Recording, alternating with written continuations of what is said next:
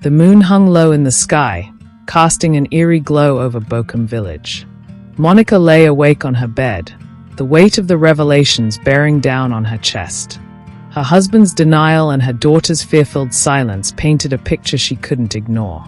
She resolved that no matter the cost, she would uncover the full truth and protect her daughter.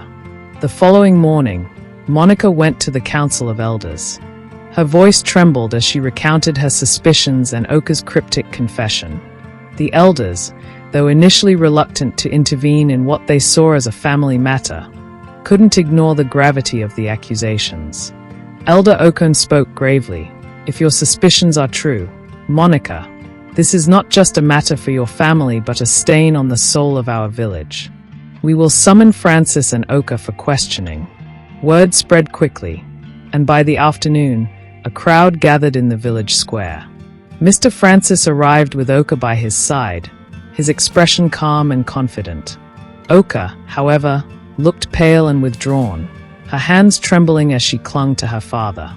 Elder Okon began, "Francis, your daughter is with child, and rumors abound. We ask you now, before your people, to speak the truth. Is this your doing?" Mr. Francis's voice was steady. "I am a father who loves his child. These accusations are baseless." The crowd murmured, their disbelief palpable. Monika stepped forward, her voice shaking but firm.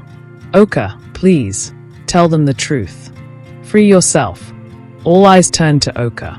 Tears streamed down her face as she looked at her mother, then at her father.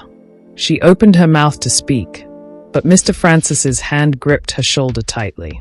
The silent warning was clear. I can't," Oka whispered, her voice barely audible. Elder Okon sighed heavily. "Without proof or confession, we cannot act. But Francis, know that the eyes of this village are upon you." That night, the tension in the Francis household was unbearable. Monika confronted her husband once more, her voice filled with desperation. "Francis, how long do you think you can hide the truth? Oka is suffering. I see it every day." Francis's facade cracked for the first time. "She's mine, Monika," he hissed. "I won't let anyone take her from me. Not even you." Monika recoiled in horror. "You're sick. She's your daughter." "She's more than that," he said coldly. "She's the only one who truly belongs to me." Monika's fear turned to resolve. She knew then that she couldn't wait for the elders or the village to act. She had to protect her daughter and her unborn grandchild, even if it meant risking her life. The next day, Monika secretly began preparing. She contacted Mama Ekong, who agreed to help. Together, they devised a plan to get Oka out of the village and to a safe place where she could start anew. Monika approached Oka that evening, her voice soft and urgent. "Oka, listen to me. We're leaving tonight. You and your baby deserve a chance at a better life." Oka hesitated, fear and uncertainty etched on her face. "But Papa, forget about him," Monika said firmly. "He doesn't love you the way he should. Trust me, my child. This is our only chance." Despite Monika's persistent pleas, Oka remained firm in her decision. She refused to leave with her mother, stating with teary conviction, "Papa is the only one I've ever loved. He's the only one who's always been there for me." Monika was devastated, unable to sway her daughter's mind.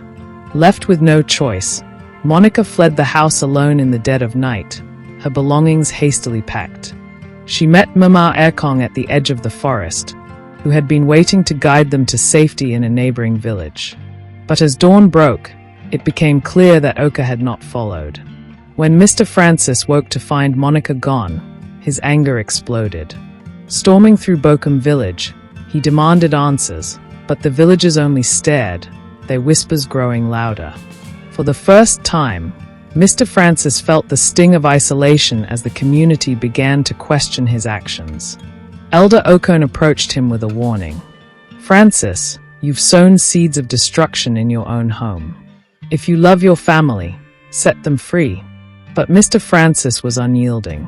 "Oka belongs to me," he declared. "No one will take her away, not even her mother." Back in their home, Oka stayed by her father's side, clinging to the warped affection she had known all her life.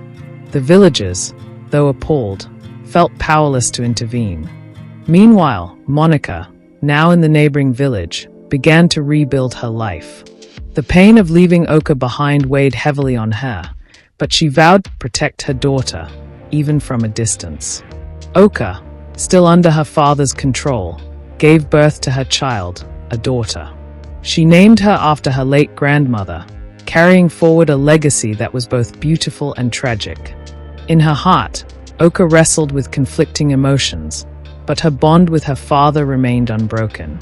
As the years passed, Mr. Francis continued to isolate Oka, ensuring she remained dependent on him. The villagers, now fully aware of his sins, declared him an outcast.